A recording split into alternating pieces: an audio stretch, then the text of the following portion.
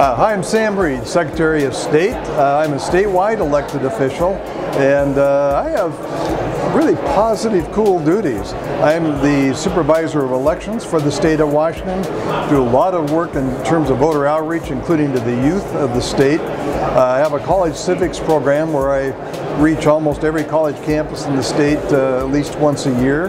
I'm also basically the historian for the state. We have state archives, which has all the historical records of state government and all local governments. We have the Washington State Library that provides support for all the libraries in the state of Washington. And finally, I'm in charge of corporation licensing, all corporations, profit, nonprofit, foreign and domestic, as well as charities. So it's a very interesting office, and I actually have a lot of fun.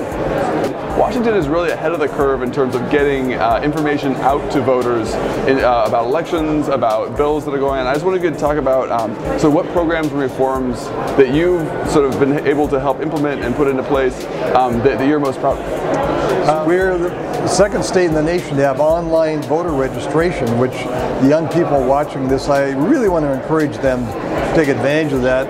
They can go on our website if they have a driver's license or a state ID issued by the Department of Licensing. They can register online, which is I think, very, very helpful.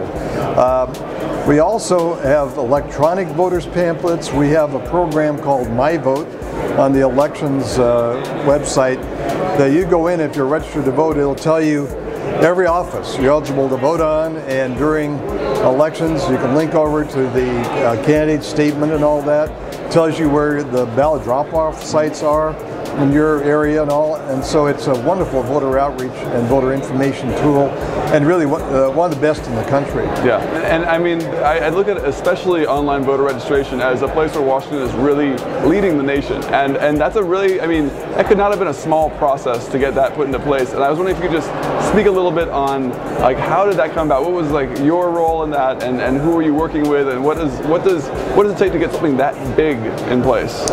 First place I took it to the legislature, and I met with a lot of resistance because they're worried about the internet and hacking and jamming and manipulating. So I didn't get it through, but I came back in 2007. And one thing I did is I went to the student lobbyists for the colleges and universities in the state, invited them into my office and said, I need your help.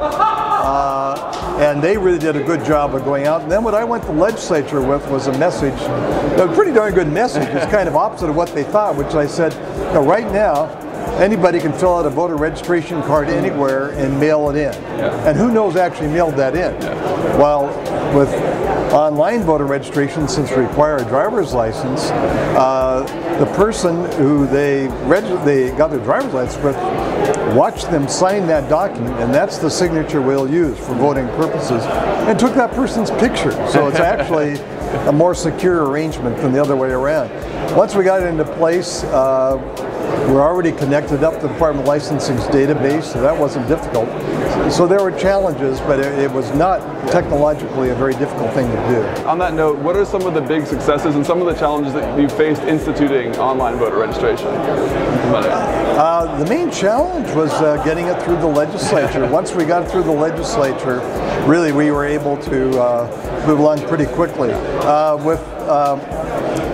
Some challenges are dealing with the counties, because all 39 counties have, their voter registration systems, and so we're dealing with different vendors to maintain those systems.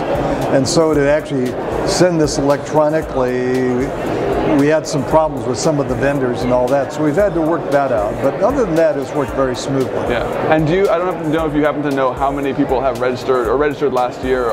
What is really exciting to us is that we hardly publicized this. And last year, 38% of the people who registered to vote registered online, including, I think, the bulk of the young people who registered to vote. I wouldn't be surprised at all. 38% is huge. So that's amazing. And in a year with record voter registration and near record voter registration. Absolutely, it was a year of record registrations and a lot of registration drives. A lot of people signing up when they got their driver's license. And also, it was a very impressive number. What is one piece of advice that you would give to a young person who wants to influence the legislative process?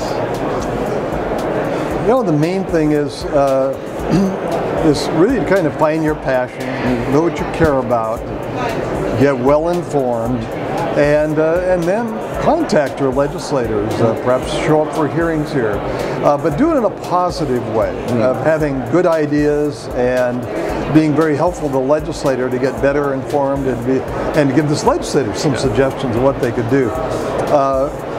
What some people do, including young people, is they come here and they'll sit in a hearing and basically kind of insult legislators, like, you know, you idiots, you don't know what you're doing, you know. And well, needless to say, that's no way to get anything accomplished, or by threatening them. I'm not going to vote for you or support you or something. It's just to come forward with positive ideas, be prepared, be concise. If you are talking to them or if you're doing a hearing, don't read it. Be prepared so you can talk off the cuff and everything, and be prepared to answer questions and do it succinctly.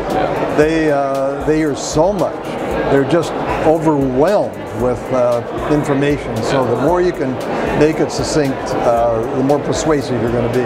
Great. And the most recent thing we've done, actually 2 weeks ago, we've added a blog, and it's from our corner, meaning the corner of the state capitol building, and try to have like something new every day, basically talking about things, what's new from our corner of the world type thing, and pictures and all, and so it just started up, but it's been well received. And again, just good information. So. What is your favorite musical act? I am an Elvis Presley fan, and it's an early Elvis. Actually, prior to him going into the military, because he was a real rock and roller, and I, as a youngster, just really got into it. And as a consequence, of course, the staff and everything, they like to tease me about it or like me to do. And actually, I will sing now and then. But probably the most hilarious thing is they kind of talked me. Some of my media staff talked me into this, but we had a full office gathering, a kind of employee recognition event, and it was a picnic. And they arranged for a guy with a helicopter to fly me in wearing an Elvis Presley outfit, you know, the jumpsuit and the wig and all that. And so I have 1 foot out of the helicopter coming inside Elvis, you know, in Las Vegas type thing. And they say some of the employees couldn't quite believe it. Not quite the dignity and decorum of the office, you know. But it was a lot of fun. We got a real kick out of it, and I think that's good. I think it's important for us to let our hair down and have fun with folks. Well, I have heard that you do a pretty good Elvis impression. I do sing sometimes, right? Would you be interested in singing now a little bit? That's a little taste of the. Well, a funny anecdote is I was in Russia as a election observer.